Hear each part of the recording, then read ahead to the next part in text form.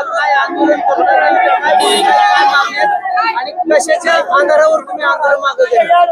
आज या ठिकाणी जो पुणे सोलापूर हायवे रस्ता रोको या ठिकाणी शेतकऱ्यांनी केलेला आहे, हा मार्ग पाणी मिळवण्यासाठी केलेला मार्गाला या ठिकाणी आंदोलन केलेले आणि या लोकांची शेतकऱ्यांच्या मागणी एवढीच आहे की या लोकांना पिण्याची पाण्यासाठी आणि शेतीसाठी पाणी मिळावं। हा तालुका कृषी मंत्री दत्तमामा भरणेचा असून या ठिकाणी या लोकांना, या मतदारसंघातील लोकांना या रस्त्यावर उतरण्याची वेळ येते, ही खूप मोठा लाजिरवाणा प्रकार या ठिकाणी आपल्याला पाहायला मिळतोय।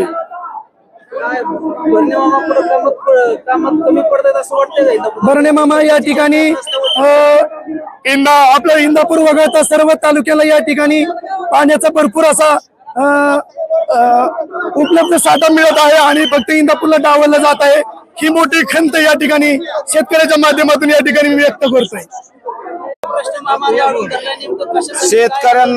शेतकऱ्यांना पिण्याच्या पाण्याचा प्रश्न आहे, जनावरांना पाणी नाही, लोकप्रतिनिधीचं लक्ष नाही। 1 तासापासून पुणे सोलापूर हायवे पूर्ण बंद आहे। एक तर त्या देशमुख अधिकाऱ्यांवर FIR दाखल झाला पाहिजे, नाही तर आमच्यावर FIR दाखल झाला पाहिजे। ह्या मागणीसाठी आम्ही ठाम आहे। आम्हाला इंदापूरला तरंगवाडीला पाणी मिळालं पाहिजे, तरंगवाडीपर्यंत। ह्या मागणीसाठी आम्ही शेतकरी रस्त्यावर ठाम आहे। नेमकं कुणाचा अपेक्षा आहे पाणी न मिळण्यापाठी? माग कृषी मंत्री आम्ही राव प्रत्येक मी सांगतो डायरेक्ट कॅमेरा घेऊन आम्ही मतदान करतो आणि मतदानाचा हक्क बजावतो असं सांगून कोणच मतदान करत नाही।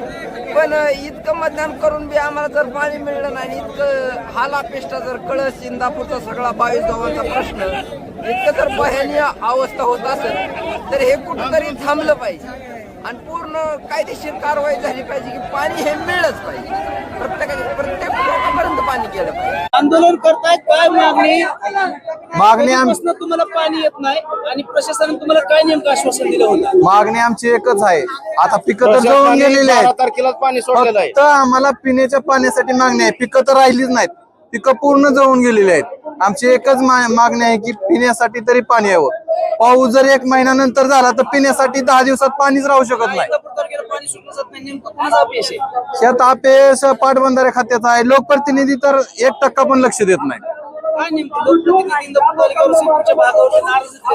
काय नाराज आहे काय माहित नाही, फक्त ते म्हणतात गाव आमचीच आहेत आणि निवडणूक आल्या की जातीवाद करून निवडणुका जिंकतात, बाकी काही नाही, विकास शून्य।